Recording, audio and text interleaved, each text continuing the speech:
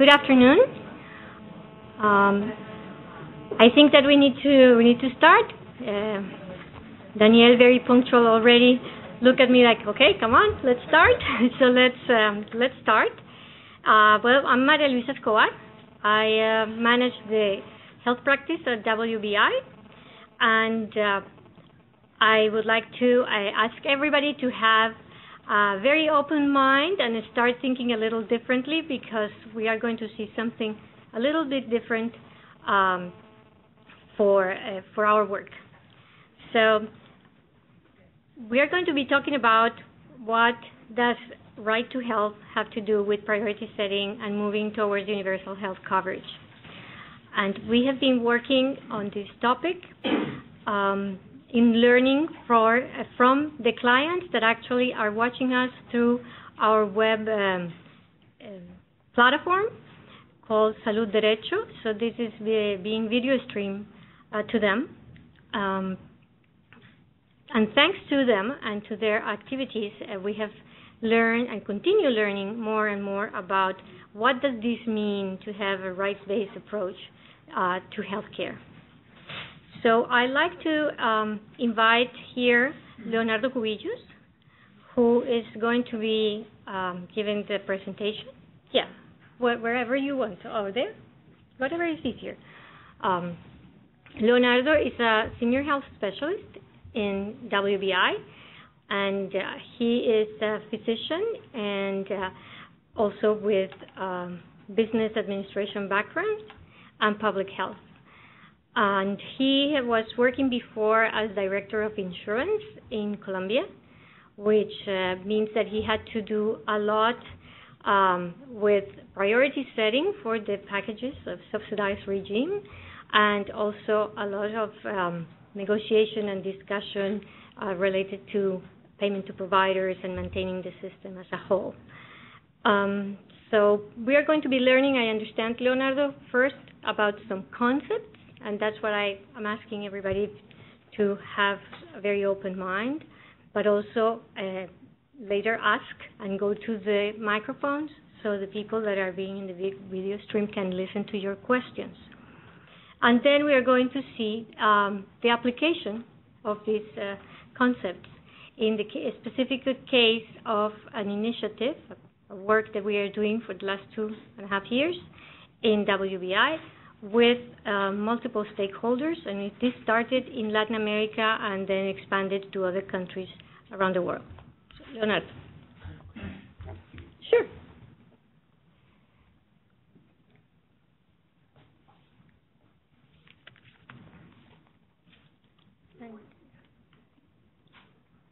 To move that? Yeah, or do I have a pointer? You have a pointer? No? Yeah, yes. I'm going to sit there so I can see. It will be better.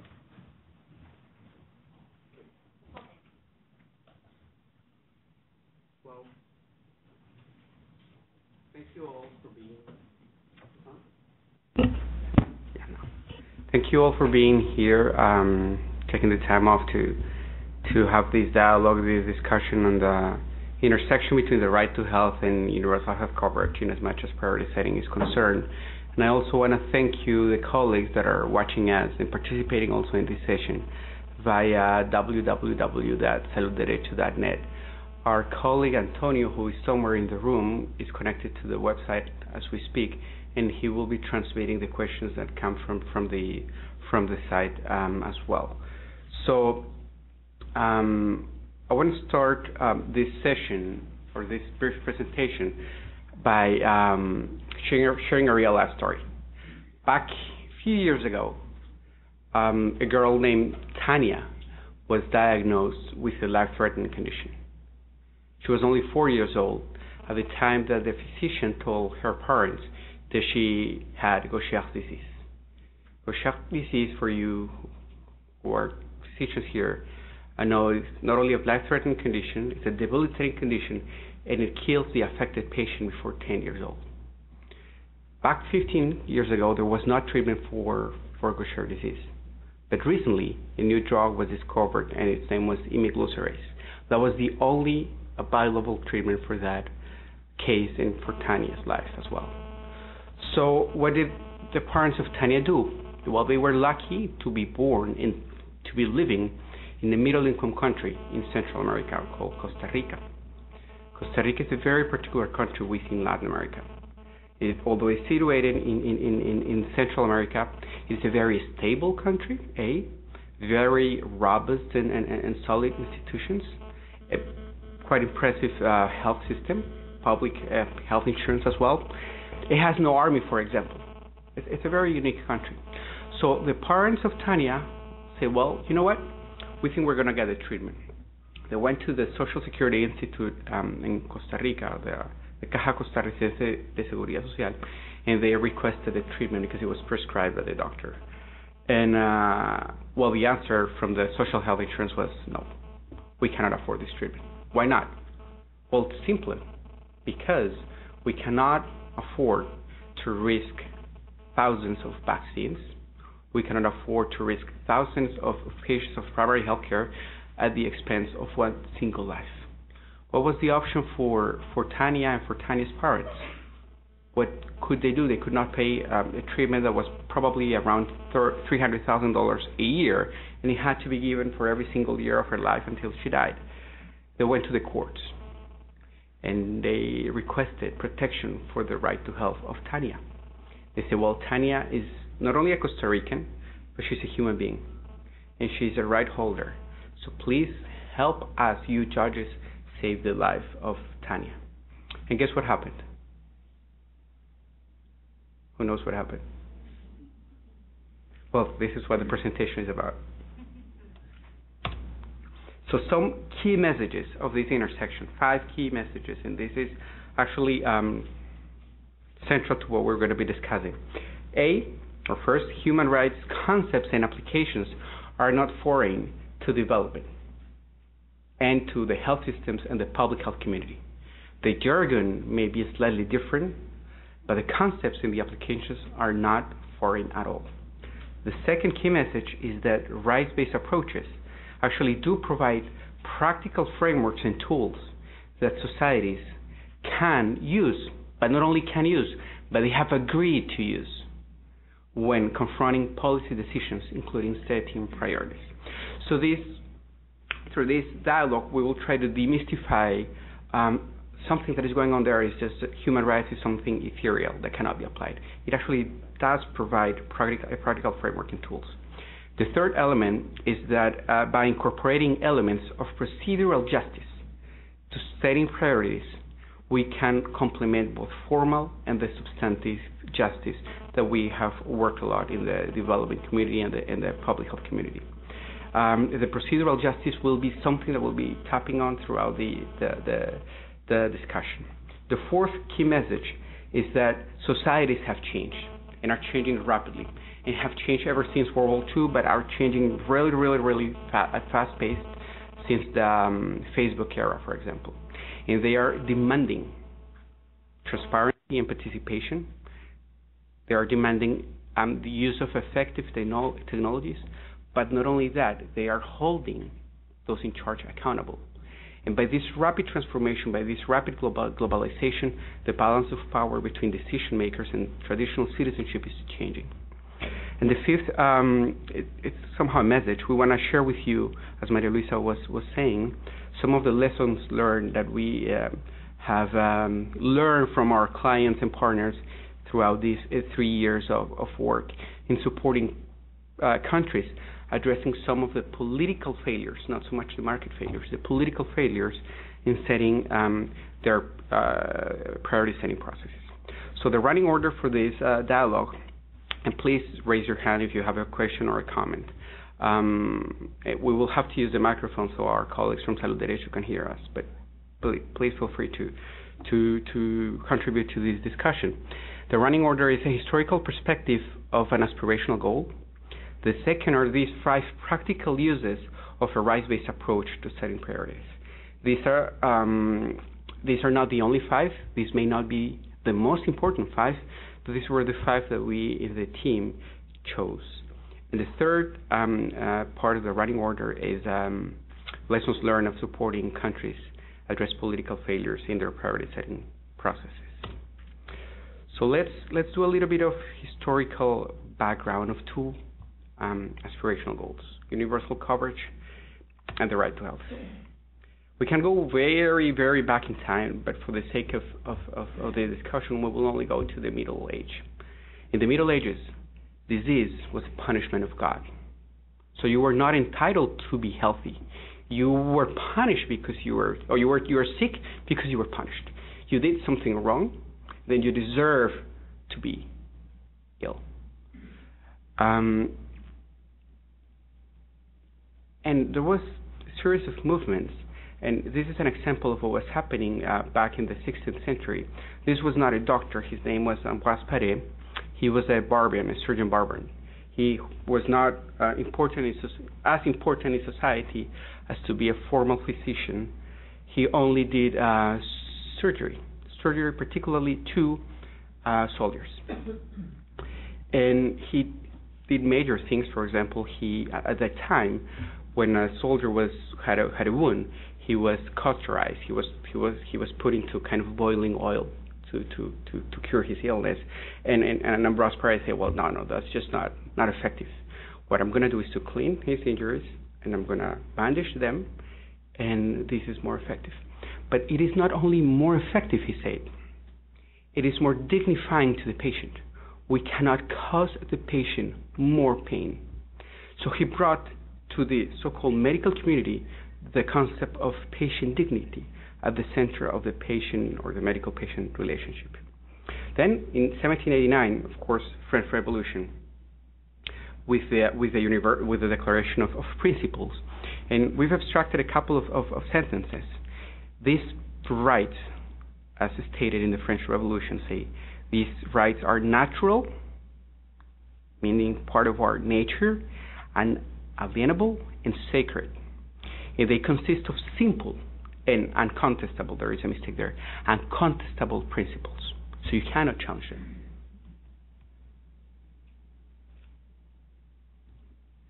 And in the Solferino battle, later, almost 70 years later, after the French and the Austrians were fighting, a day later comes this guy called Henry Dunant, and he sees 30-something people dying in the battlefield. He calls the women of the town, and he asks them, can we please help save the lives of the French and the Austrians as equals, as brothers, are tutti fratelli, as he said, even though the battle was in the north of Italy. And by doing this, he does one institutional thing. Is he sets up the initiation of what is now called the Red Cross. But more importantly, he starts rolling a principle that is now cornerstone to setting priorities. It is the principle of non-discrimination. He didn't care whether the soldier was French or Austrian. He just had the right to be taken care of. And so he did. In 1881, a few years later, the first social insurance program is rolled out in Germany. And we all know this story, but I want to stress just one point. The last part of the sentence says, those who are disabled from work by age and disability have a well-grounded claim to care from the state. So by doing this, Bismarck is creating a responsibility on the state, which in the human rights lingo, it's called the duties of the state, or a duty bearer in the case of the state. So this goes back 130 years. 1988, Universal Declaration of Human Rights, WHO Constitution. We know this. Everyone has the right to a standard of living adequate for the health and well-being of himself and his family, including medical care. This is the Universal Declaration of Human Rights. And the WHO Constitution follows up pretty much along the same lines. It's very important. The Universal Declaration of Human Rights is not binding. It's just a declaration. It has no legal mandate. Yet, in 1966, the signature process begins for the International Covenant of Economic, Social, and Cultural Rights, which, unlike the Universal Declaration, now it's binding. And it started, or it became into force in 1976, 10 years later. And it says on Article 12 a couple of things regarding right to health, but two that are important for the discussion are the following. everyone has the right to the enjoyment of the high sustainable standard of physical and mental health. And the state has the obligation for the creation of conditions which would assure to all medical service and medical attention in the event of sickness.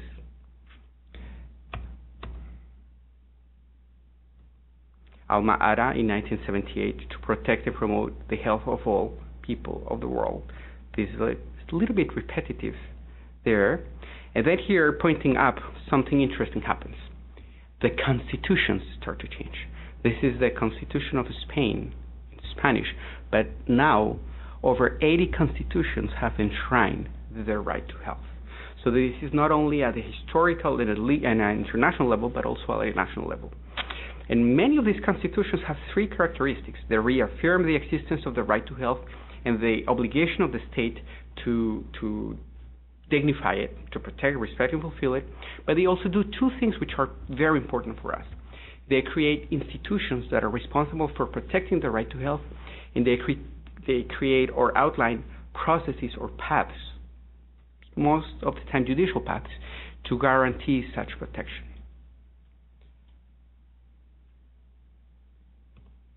And in 2000, the United Nations is asked, okay, guys, we in 1966 developed the concept of the right to health. Can you explain a little bit more? And the general comment of 2000 actually expands on the concept of the right to health. And it provides content to it, and it says basically services ought to be available, accessible, acceptable, and of quality. And I'm extracting these four words from the General Comment 14, which is a legal document, legally binding. And as you can see, the lingo is exactly the same one we use in public health. WHO report 2010, modifying the financing system so countries can move towards universal health coverage. And lastly, the optional protocol to the economic, social, and cultural rights. This is an optional protocol that is very close to be ratified. It creates an international court where countries can be brought to if they are found to be violating the compliance with the International Covenant of Economic, Social, and Cultural Rights. As of now, 8 parties have ratified. 3 of them in Latin America, the rest in other regions of the world, and it only needs 10 votes, or 10 ratifications. So we are 2 ratifications short to have it. And again, it will establish a supranational complaint mechanism that individuals can go to, not only movements, but individuals can go to. So this is a historical perspective of something that comes from ages and our aspirational goal, and it puts us into a question: what have we achieved, and what are our challenges so far? We have eradicated smallpox. We have reduced the burden of communicable diseases. We have dramatically reduced the infant and maternal mortality rate. We have increased the life expectancy, and we have strengthened health systems. Many of these outcomes are not necessarily due exclusively to health systems, are societal outcomes, and therefore the challenges are not only health systems challenges but also societal challenges. We are seeing a resurgence of pandemics, for example, multi-resistant tuberculosis. We are now suffering more from NCDs. We see consistent and rising healthcare inequalities, not only in financing but also in access. And this incredible figure, we are halfway through 21st century, and we still have 2 billion people without access to basic medicines. Nearly 1 every 3 human beings don't access medicines, basic medicines. And expenditures are still mounting. This figure relates only to medicines, but it gives us a flavor of what's going on. In 2011, 25% of the total global health expenditure was spent in medications. In 2004, only 15% was spent in medications. Over the last years, if I'm correct, Roberto, you gave me this figure, over the last 10 years, the total cost or the total expenditures have increased 80% per capita. So how does this translate to 2 countries, to 2 African countries? if we ask Ivory Coast and Ghana, how does universal health coverage look like to you? Given that here now we have Alma-Ata and we have the World Health Report 2010. And moreover, what is the path that you need to walk towards your aspirational goal? What are the priorities to get there? Most likely, the answers that Ghana provides are at least slightly different than the answers Ivory Coast will provide. Answers for both of these questions are context-specific and context-specific, which of course adds complexity to the challenge here of setting priorities. So what can the rights-based approach in human rights provide to this discussion? Actually, it can provide hopefully some solutions, or at least some new perspectives. Let's say, for example, this is one of these countries. On the x-axis we have population, on the y we have services. The closer you are here to this level is primary care, and this is ICUs and tertiary care and very complex care. And the government of this country has rolled out a universal health coverage program to provide comprehensive access to essential medicines list as described in WHO. So everyone is covered with a little bit of mostly medicines and a little bit of services. Yet this African country is exporting, oil and other minerals to China, and they can afford to provide more services to its population. And they have to face this decision: do they want to provide, or can they afford to provide AIDS treatment and treatment for the complication of AIDS, or do they want to go the path of providing primary plus secondary prevention of diabetes mellitus and hypertension? They only have money for one of them. What do they do? Again, Ivory Coast and Ghana, facing the same question, could actually decide two completely different things, and both can be fine. So they will probably analyze the burden of disease of these two conditions. Will most likely analyze, aside from the burden of disease, the mortality rates. Hopefully, they will get into the effectiveness of the treatments, of the existing treatments. And out of what we have observed, very few countries go deeply into the cost of the treatment in the actuarial analysis, the budget impact analysis of going one of these two routes. And at the end, they will make a decision. This is kind of the traditional approach, and most likely it is more cost effective to go the route of diabetes and hypertension. Definitely the prevalence of AIDS is much lower than diabetes and hypertension, and the complications of AIDS, well, it's death at the end of the day. Diabetes and hypertension can produce renal failure, which is much more costly than AIDS. So they will probably go this way. So here comes the rights-based approach. What happened here was the first practical tool of a rights-based approach, and it is the following. Before even actually deciding whether to use money for diabetes or hypertension, you really want to assess what is the current situation of the existing services.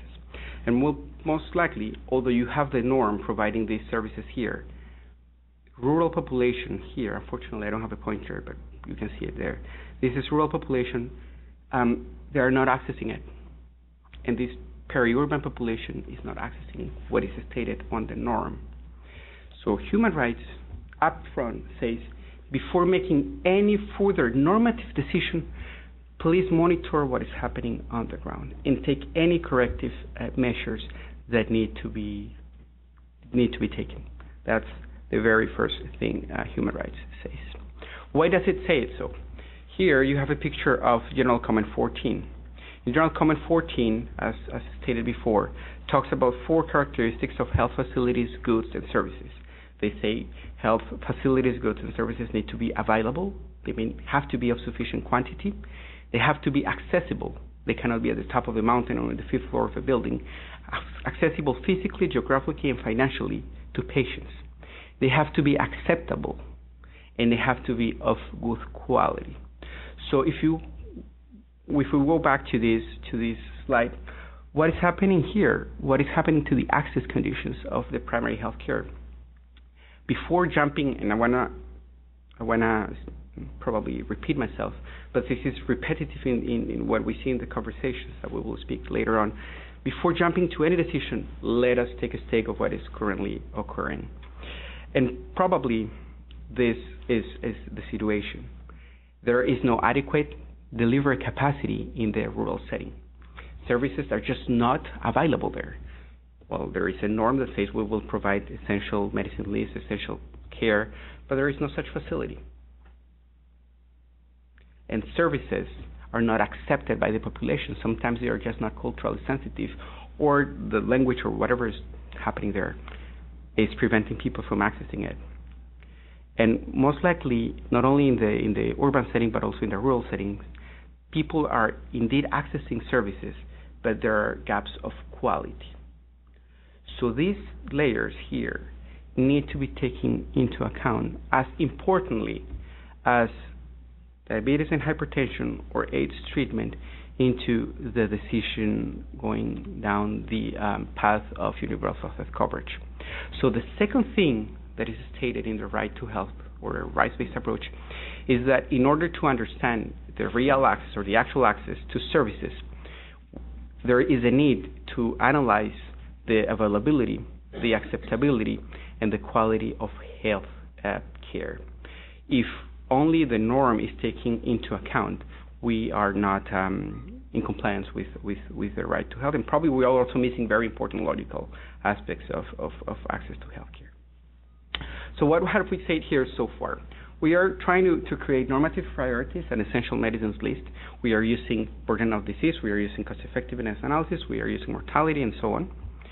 And here we are using health data and cost data. Straightforward. The traditional public health and also the logic, but also the rights-based approaches asks us to match normative priorities with what is going on the delivery and access side of the picture, and it actually provides us a framework of 4 aspects to assess: stressing it, accessibility, availability, acceptability, and quality.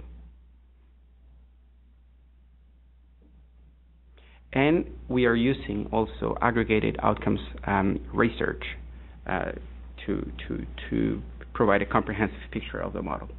So this is what we are so far here. And let us go to a real-life example of Uruguay. Uruguay is a small country, a high-income country in Latin America, in South America actually, with almost 15,000 GDP per capita adjusted for power purchase, and a quite high life expectancy, 80 years at birth. And this is the situation for Uruguay. Uruguay has this basic health package here, but not only has the basic health package, but actually provides much more to the population. They are actually assessing using the AAAQ, acceptability, availability, accessibility, and quality. They are actually assessing using the AAAQ, the gaps of coverage. They have identifying and they are taking measures. Yet their economy is growing. So they are facing, as we speak, the challenge of incorporating biological therapies for rheumatoid arthritis, imatinib and so on, infliximab and all these very expensive treatments, most of them branded. They're facing this situation, and this patient comes in, as Tanya's case. My doctor says that I'm in need of bevacizumab to adequately treat my colon cancer. Mr. Health System, can you please provide and pay for it? Colon cancer and biological therapies for colon cancer were not in the picture of Uruguay. They were talking about rheumatoid arthritis, biological therapies. Yet, here comes colon cancer. What is the response of the health system? Well, Mr. Health System denied my petition. I will go to the courts to claim my right. They go to the courts, he goes to the courts, and the judge asks the health system the following questions. Can you please provide me with what information was taken into account to make this decision? Was all the relevant information included? Yes or no, please give examples and all the comprehensive information. Who made the decision? How inclusive was the process? So not only who made it, but how inclusive was it? 3, what criteria were used?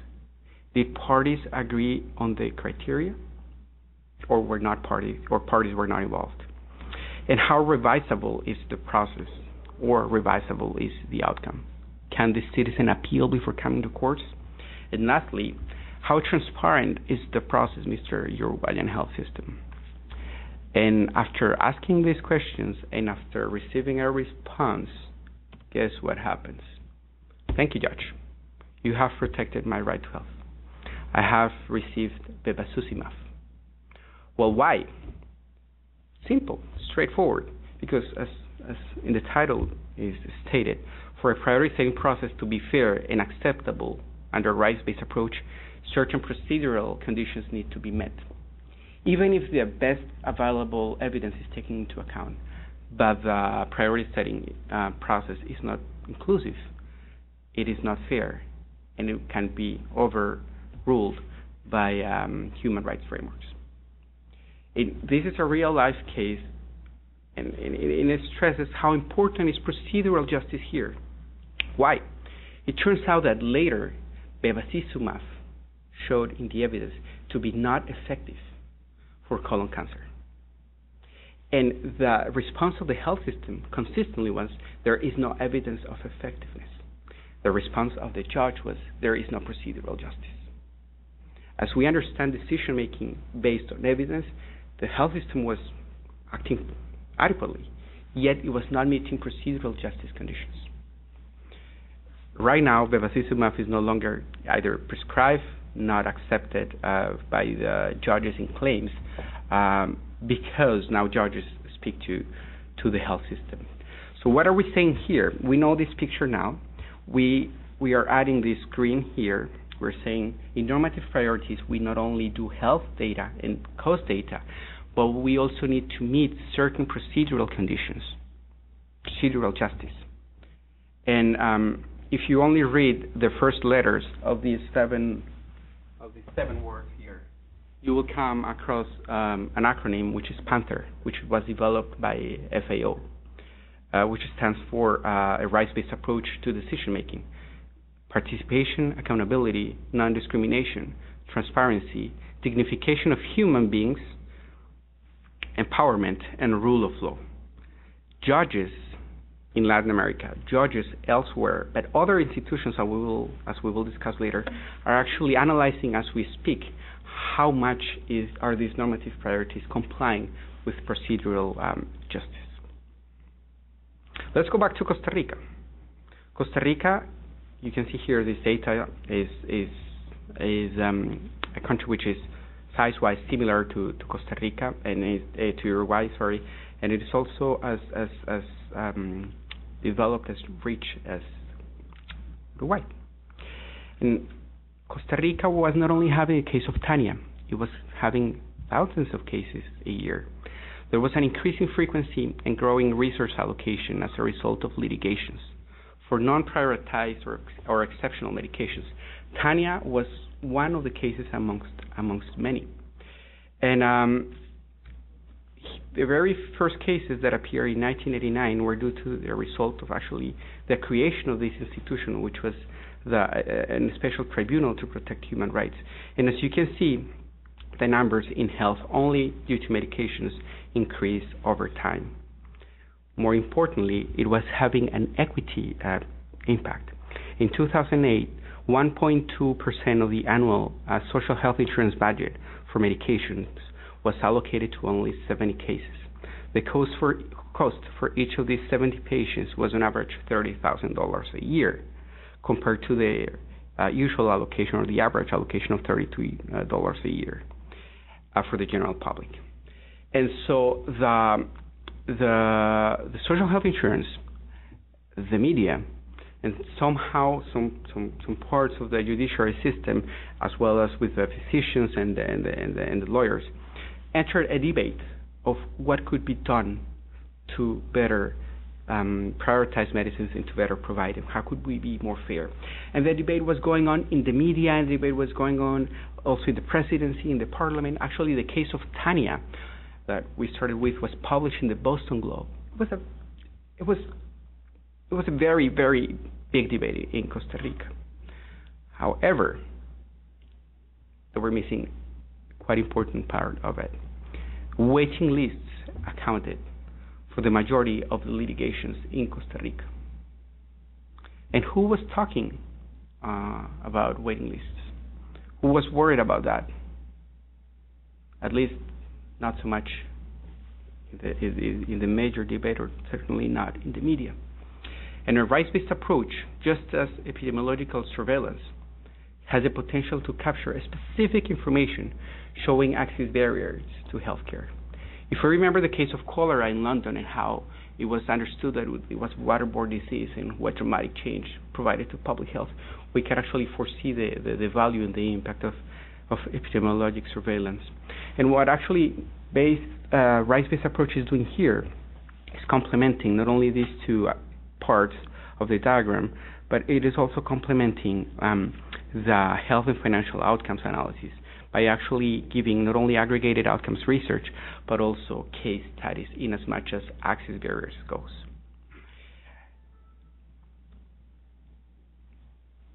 The fifth and last lesson is that rights-based approach provides the tool for external parties to monitor and enforce the compliance of any social contract. Here we have a hypothetical country, can be Ghana, can be Ivory Coast, can be Uruguay, can be Costa Rica, can be my own country, Colombia. They have a social contract that is comprised by the Constitution, Alma Ata, or WHO. Here we have WHO 2010, and here we already have the General Comment 14th. We don't have here the Facebook, for example, but it's part of the social contract. And we have an agent and we have a principal. There is a relationship there. A rights-based approach, or the traditional approach, handles or takes care by itself, but a rights-based approach actually brings a third party, which is usually or most evidently or more explicitly the judge.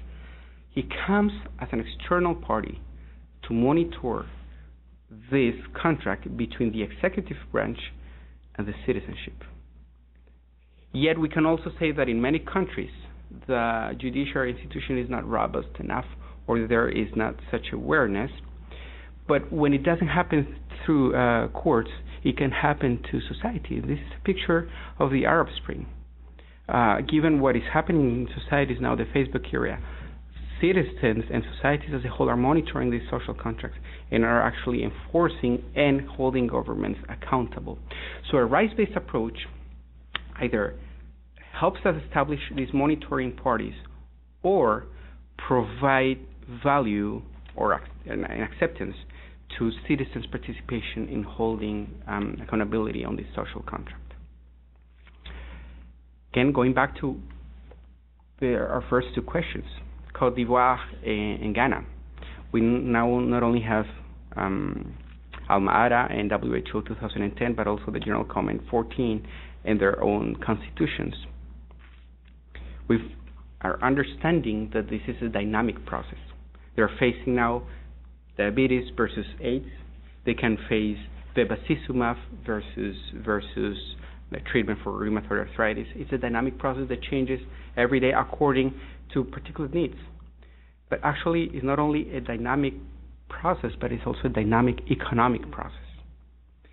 And what our partners and clients have shared with us over these 3 years is the importance of realizing that setting priorities is not only an economic process, but is most importantly, and above all, a political process. So the question for us as a development community could be, what can we do to support countries that are trying to address not only market failures, but also political failures in setting their own priorities? And we are want to share with you some of the lessons learned that we've gathered throughout these 3 years. This is the situation of Costa Rica. Any questions so far? How is time? How is that? Drop. Okay. Situation of Costa Rica. Number of cases increasing over 20 years, not only in health, but across the board. And you can see that started at 0 and reaching almost 18,000. In as much as this is useful for health, it can be useful for other sectors as well. This is the case of Colombia, analyzed in 2008 by one of our colleagues, which is here now in the room. And this is the monthly cost of these judicial claims. And you can see they rise rapidly. And this is the case. The right side is the case of Brazil. This is an analysis made by a professor in London. He says, well, you know what? It seems like judicial litigation and rights approach, when it comes to claiming it through courts, can be regressive. Here we can see that the richer or the more developed a state is, like Rio de Janeiro and Sao Paulo here, they have a higher number of lawsuits per capita, as opposed to the northeast states, which are less developed. This is a similar analysis done by the WBI team on the cases of the states of Colombia, and it shows not such a dramatic pattern, but a very similar pattern. So it seemed to us that the case of Costa Rica and Colombia, in terms of increasing cost and price and number, were similar, and the equity concerns for Costa Rica and Brazil were similar. And all these cases were coming to us. Our clients were talking to us, and we just asked them, hey, it seems that you are all facing a similar challenge. Why don't we all start exchanging our knowledge? So in 2010, in June 2010, we started a program that has been developed using 6 areas: knowledge exchange, analytical work, online communities of practice, actually the online community is Salud, derechos, country multi-stakeholder activities, Latin American multi-stakeholder activities, and global multi-stakeholder activities. And very quickly, what happened and how it was unfolded and what were we learning as we were unfolding this process. We started with a series of video conferences. Some of you were here, for example. I remember, Fernando, you participating in one of these sessions. And here, in the 5th session, Peru comes. And as opposed to the previous ones, the Peruvians say, well, you know what? We want to have a conversation between the ministry and the and the Constitutional Tribunal. The first 4 sessions were only between ministries of health. And the Peruvians come and say, well, we want to have a dialogue. And then they sit in front of the video camera, they share with all the other 6 countries. And we remember the representative from the Constitutional Tribunal saying, well, for us, budgetary restrictions do not count to limit access to healthcare. And we saw the faces of all the ministries of health and say, well, this is exactly our same situation. We need to speak to judges. It was an agreement there. So given what the Peruvians had told, we started a process to gather the International Court of Human Rights, WHO branch in Latin America, which is the Pan American Health Organization. And in June 2006, in the office of the Inter-American Court of Human Rights, we had a closed private meeting amongst judges of these 7 countries, in which we discussed with them and we understood their perspective of what rights-based approach, priority setting, and human rights, right to health, meant to them. And that was a knowledge exchange process in June 2011. And during this meeting, one of the judges from Uruguay, the president at the time, mentioned, well, you know what, it would be very useful to have a dialogue in Uruguay to understand what this situation means in Uruguay. We'll say, okay, we could probably support you, but we need to do a little bit of piece of analytical work to understand the political economy of the situation in Uruguay. So a piece of analytical work was done with the help of other team in WBI, and 3 branches of government of the Uruguayan state, the judiciary power, the catastrophic social health insurance, and the Ministry of Health, came together in September 2011 to start a process, a multi-stakeholder process of dialogue and policy change and policy implementation, to use a rights-based approach to priority setting and a rights-based approach to access and a rights-based approach to outcomes analysis. And although here you see it put in September 2011, it is an unfolding process still. And then in June 2011, here in this Costa Rica meeting, the judges of Latin America said, well, this is very useful, but we also want to have a conversation with the ministers of health. Can you please invite also the 7 ministers of health and their staff so we can all share? And so not only the Pan-American Health Organization, the Peruvian Constitutional Tribunal, and Inter-American Court of Human Rights joined forces, but also our operational colleagues of the World Bank, that was hyperlinked, of the World Bank and the Ministry of Health of Argentina. These 5 organizations, alongside with WBI, joined forces for the first multi-stakeholder Latin American meeting in Buenos Aires in December 2012. Very interesting things happened there. I can share with you later there. But for example, one, judges demanded or asked us to help them create a rapid consultation service. Brazil shared with the other countries what they were doing in terms of Cochrane and how they were approaching judges. But also we further understood how, for example, Costa Rica was measuring, the Costa Rican judges were measuring the impact of their rulings. And all these pieces of knowledge were being started to translate in the respective settings. So in that same meeting, an online community of practice on which is called Salud, derechos, that you've heard of, was launched. Has now it now serves more than 500 people all across the world. And in June 2012, the Costa Ricans started their own process, just like the Uruguayan state. This time, another institutions joined. Their logos are not presented here: the lawyers, the physicians, the ombudsman's office, the social health insurance as well, and of course the judges.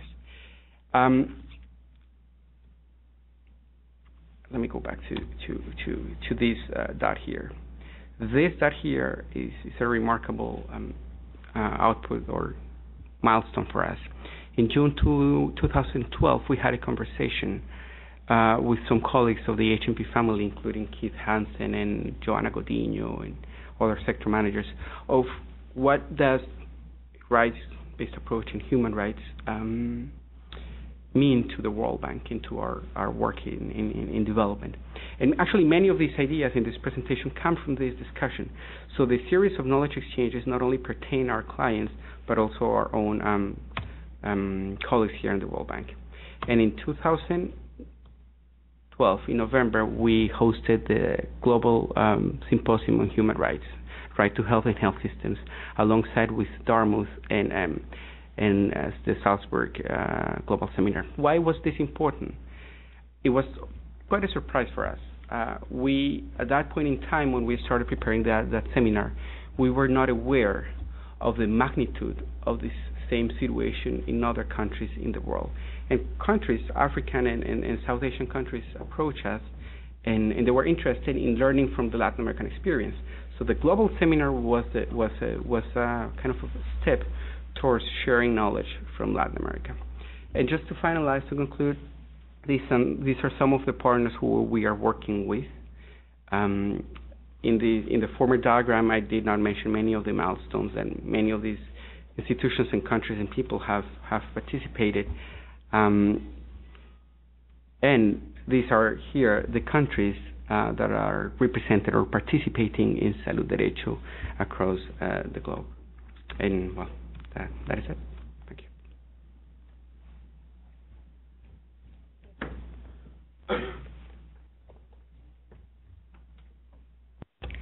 Thank you very much, Leonardo. I see that everybody is still with their eyes open, so I guess they got a lot of information here. Thank you. And I'd like to also invite Roberto Yunes to be here, because he has also participated of this process, and then when you start asking questions, any one of us can answer. So I like to, because of the time, I like to open it for questions on the floor and start from that, instead of doing a a summary and so on, because you already listened to what he was saying. So, okay. So first, second, third, and fourth.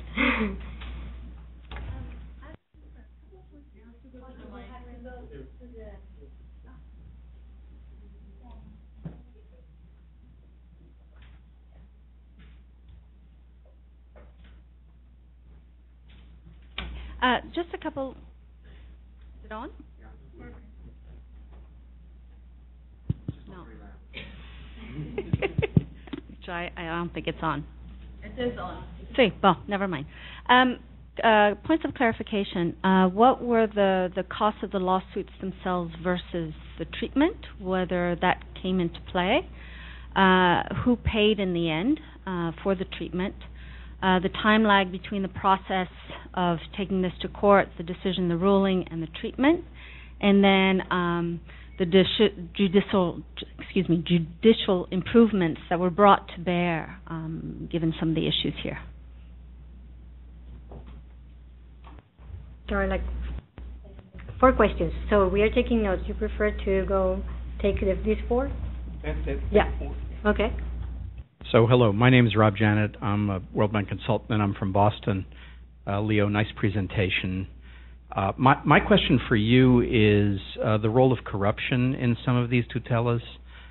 My experience trying to manage health benefits in my situation is that there are massive conflicts of interest in these appeals, that the doctors who are prescribing some of these treatments don't necessarily have an independent view of the evidence and might be somehow financially linked to the pharmaceutical manufacturers themselves, and vice versa.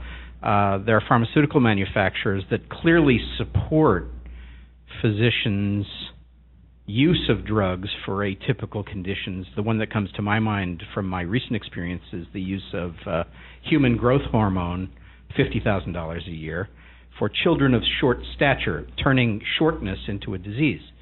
Again, it challenges the human right question of whether using these treatments are really benefiting the population or just defending the economic interests of the manufacturer and some of the physicians who are closely allied with them. I wonder if you could comment about that role in some of these cases. Hi, my name is Jorge Cuaraza. I work with IFC on private participation in health. I have 2 questions, one conceptual and one more practical. The conceptual one is, what does success look like for your program? Would it look like, litigation cases going down because now the thing doesn't get to the courts because the health and the judicial authorities are working together? What does success look like?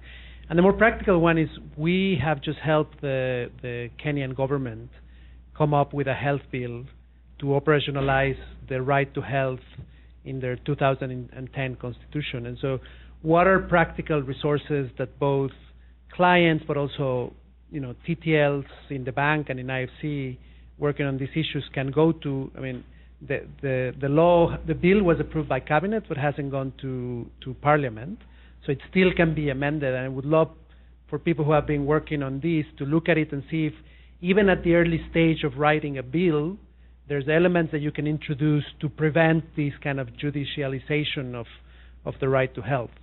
So where would one go, or what resources are there available? Thank you. That's a great presentation. I think it is a very important topic, the right to health. But problem, I think I would like to understand from you, we have the technology used now to provide quality health care. This technology is very expensive in terms of investigation, in terms of impact, in terms of human resources. And it is beyond state capacity in many times, especially for developing countries. It means the constitution of developing countries requests the state to provide the health to population, but the state uses population resources, and the population has no resources. What it means, state has no resources, and state needs to fulfill his responsibility. How to balance those issues? Thank you. Thank you. I guess we need to start taking this forward because there's a lot of information there. And I just want to share one small thing from my previous life. When you mentioned the human hormone for children, and I was working in my country in Colombia, and it was 2004, and I said, this cannot be.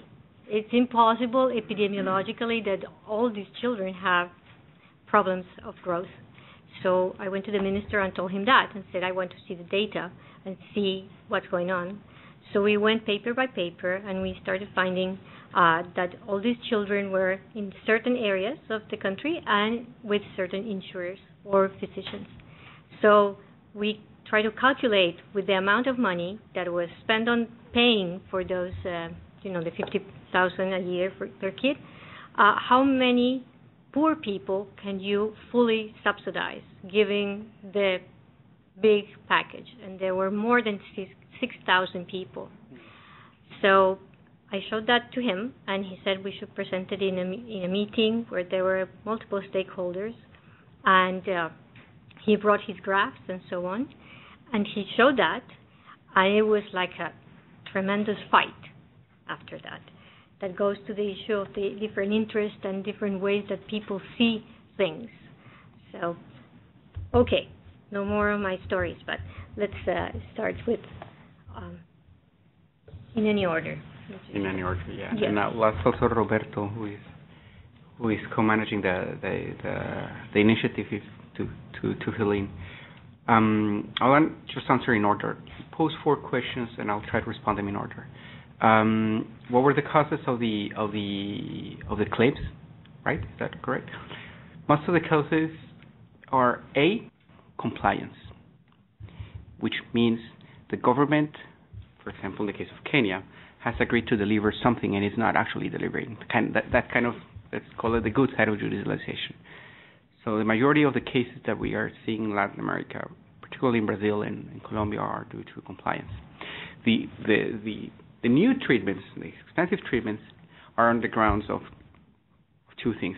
Either lack of clinical alternative, in the case of Tania, for example, or in the case of bevacizumab, the colon cancer example, a marginal or a supposedly marginal increase in the effectiveness of the treatment. So those are the two parts of it. Who paid? In all of these cases, the state paid, including Tania. The state paid. The taxpayer at the end of the day.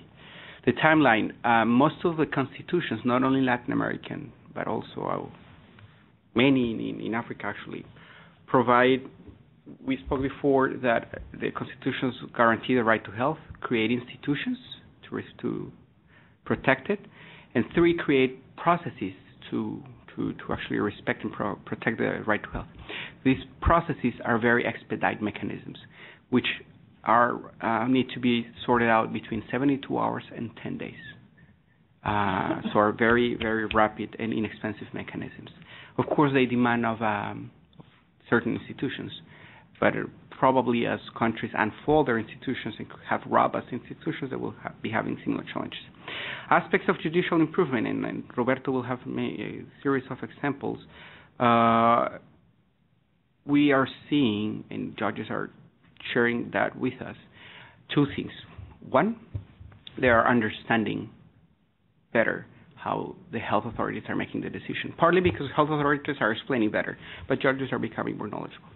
And other ICT uses are, for example, your well-developed mechanism that allows judges to go online and type, for example, bevacizumab, and quickly find what are the norms and what are the protocols saying, and whether this case is actually in line with those protocols or not. The role of corruption, Robert. Again, judicialization not only has a bad side, in a sense, it has a good side, meaning compliance.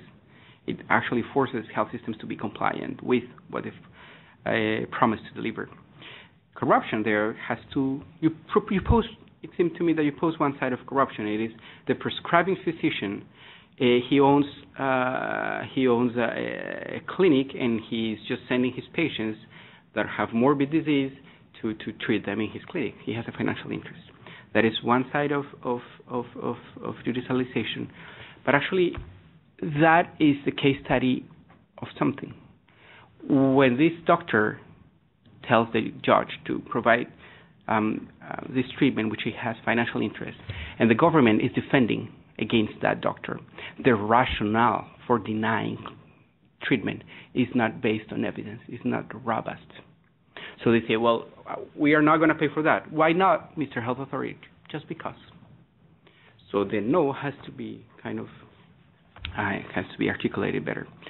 But also, we remember the statement of George in one of these meetings. He said, well, there is another angle of corruption.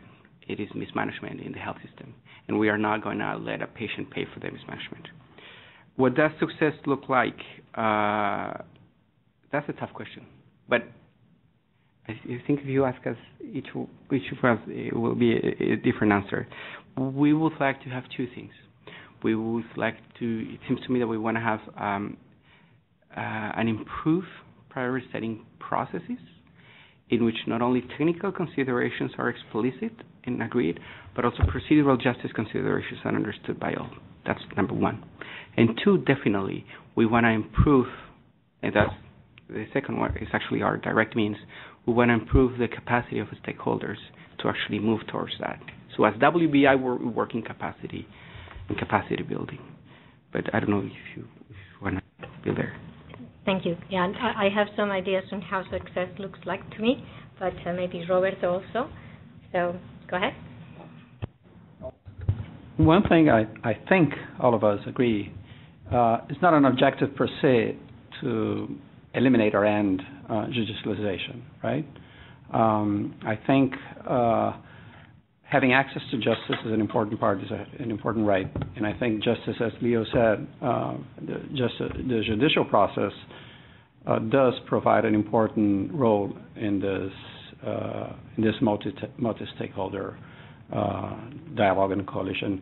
And also it represents, or it mediates the principal agency relationship that exists between the citizen and the executive branch or the health authorities. So it does have an important role. Maybe if we can, if decisions are made with more information, rulings are better informed and better justified, that would be an important achievement, I think. But I don't think any of us would like to see the end of judicialization per se. Well, for me, success, I already have seen some successes on what they are doing.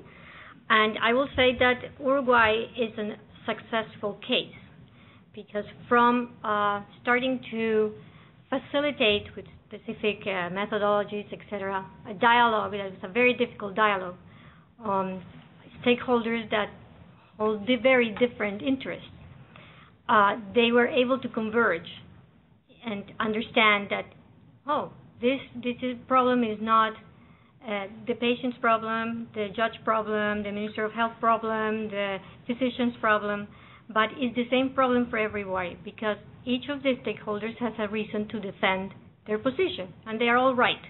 The patient wants to be saved. The judge says my job is to follow the Constitution, so he's right. The Minister of Health says I don't really have enough money to give this. He's right as well. And the physician says, don't tell me how to do my job because I'm the one that went to medical school and I know what I need to give to my patient. And they are all right. That's the problem. They are all right. And they are standing over the same problem. So in Uruguay, something very interesting happened quite fast. To me, it was a success that the president of the Supreme Court embraced this challenge right away when he saw some presentations on methods for doing priority setting and how other countries in the OECD are doing priority setting. And he started asking to his colleagues lots of different questions. And in that moment, as Leonardo explained, from that meeting was when he said, I want in Uruguay to start a process with all the different stakeholders. First, I want to talk to the Minister of Health. They never talk because supposedly the judicial has to be independent. So they cannot talk with the executive. But he just broke the rule. And he said, let me invite all the different stakeholders to this. And then, more than that, then they all decided, why don't we make this something institutionalized? Why don't we make this process something that goes periodically? So what they are doing is they have this core group of multiple stakeholders that meet every 2 weeks or every month and debated with a rights-based approach the problem of deciding what to give and what to add to their benefit plans. So that's a successful story, I think, to me. Then the other one is it's a wish, and it will be a success the day that we could understand how to construct systems that allow, by de facto, to comply with a human rights approach. So what does that mean?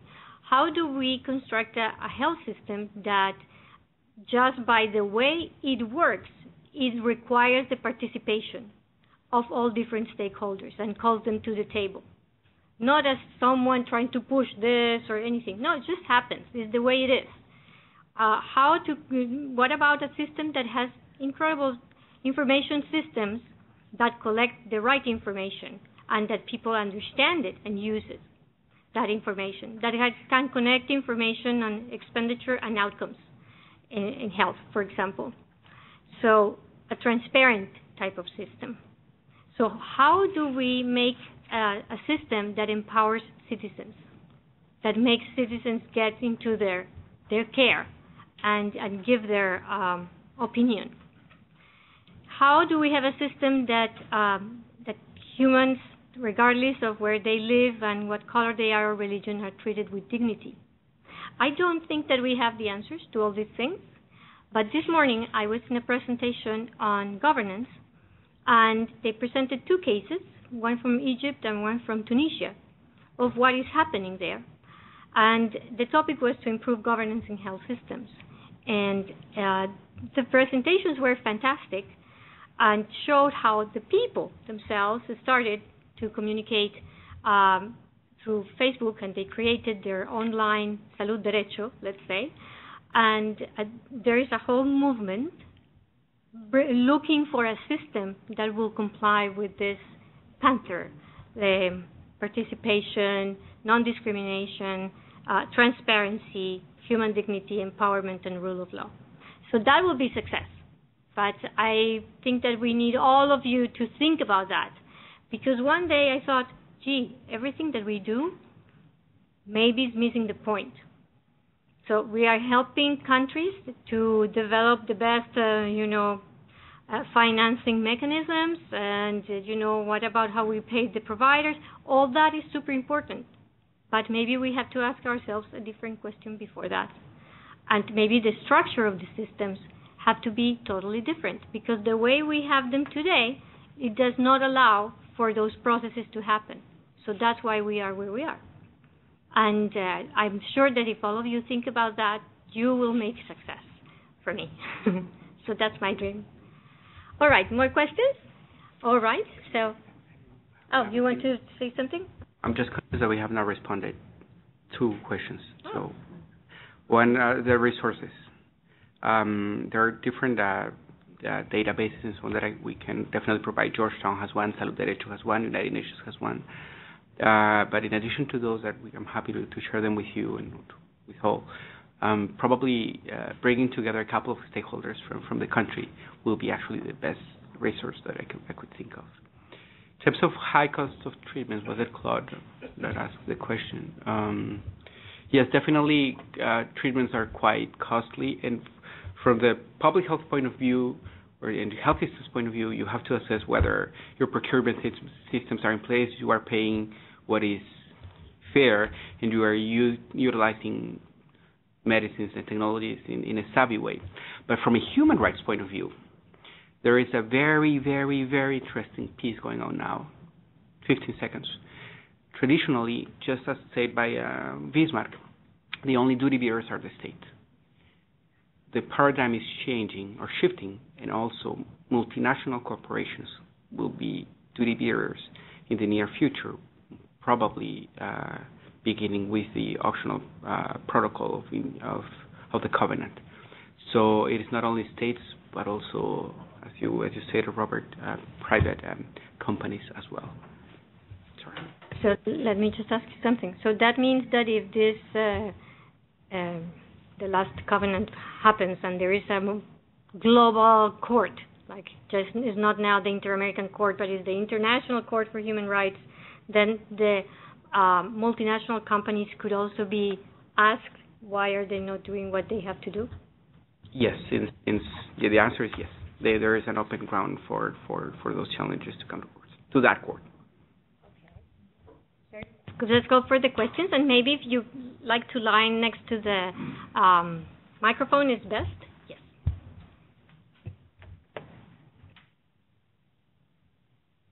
Thank you very much to my colleagues in WBI. I think that the work that they are doing is really great. I know for sure my clients, and Costa Rica in particular, is very happy with the work that you are doing. So this is a very good thing. I just want to make two comments. One is about the one on corruption, and the other one is about results. I think that the issue, in many cases, certainly it has been in the case of Colombia, is how, in historical terms, several changes in public policies took place at the same time, and also look at what political changes were occurring at that time. I think that in Latin America, the human rights approach is very dear to most of the citizens, as they were looking for alternatives to the dictatorships that many of them went through. So it's understandable that Latin America really is a region where human rights-based approach to not only health but several other issues is very dear to the population. At the same time, it's clear that this democratization, just like Robinson had mentioned, these changes in the political structure of our countries has opened up to a greater demand for better quality, more accountability, and more governance. And I think that the problem, more than the individuals, when I speak about corruption, it's not about the individual physician or the individual public officer, but the point is, how do we strengthen the health systems, in particularly stewardship? And I think that the stewardship is a key function. I mean, a case in point is Colombia Pharmaceuticals. When the government started to strengthen the capacity of the Ministry of Health at the national level to actually manage and monitor pharmaceuticals that they are reimbursing, then all of a sudden these incentives start to disappear. The increase of cost, including some of what you were pointing out and what our colleague was referring, the hormone growth, started to recede. So I think, and I know that it's not only about even individual companies, but it's about the governance of the system. I mean, we know that there are investigations going on in several countries about fraudulent and corrupt practices, not about individual companies, but even of holdings. So the point, I think, is to strengthen the regulation, the legal and regulatory environment. And in that sense, I think that we all are part of that process.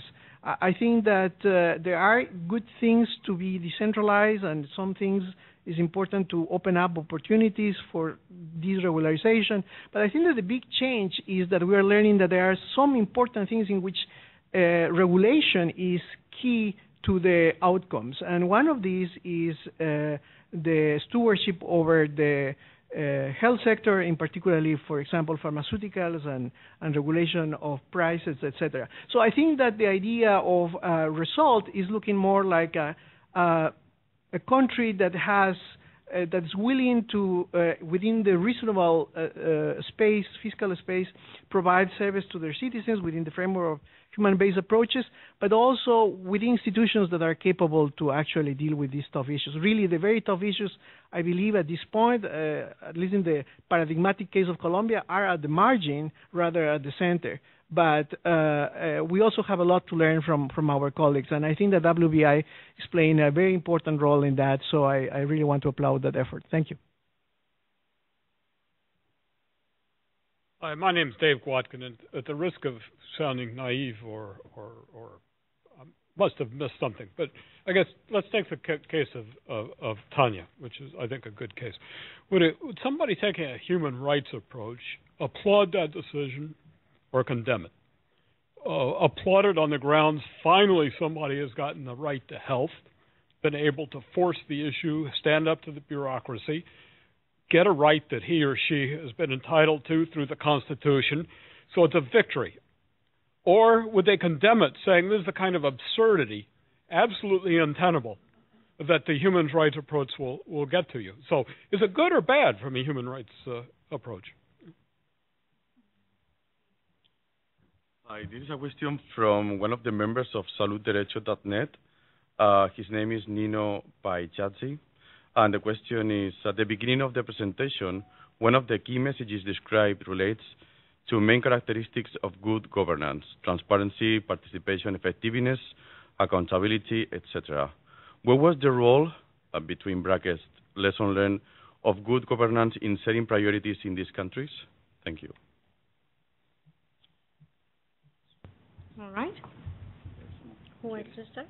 Oh, you could, sorry. Yes, I'm Tony Sorry, I haven't Fedo seen you. from the IFC.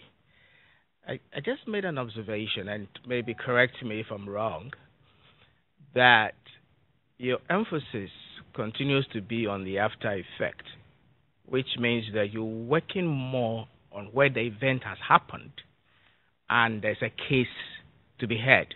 So it's more of the case law and using that to correct the human rights issues. And that, for me, looks a bit problematic because it assumes a certain determinacy in every subsequent judgment that will be undertaken, and that you assume you can determine that pattern ahead of time. And I think probably you're using, I don't want, for lack of proper term, an inappropriate tool, but as far as health is concerned here. And the alternative in my mind, and maybe this is just jumping ahead of myself because I haven't thought through this too carefully, is probably to ask the question whether the regulations and the legislative instruments in the country protect the rights in themselves in the first place before we get to the case made. And this is something that IFC is working in some of the countries currently to see if we can help strengthen those legislative instruments in various forms so that that can happen. And I don't know whether you would like to look at that. Okay. This time? Daniel?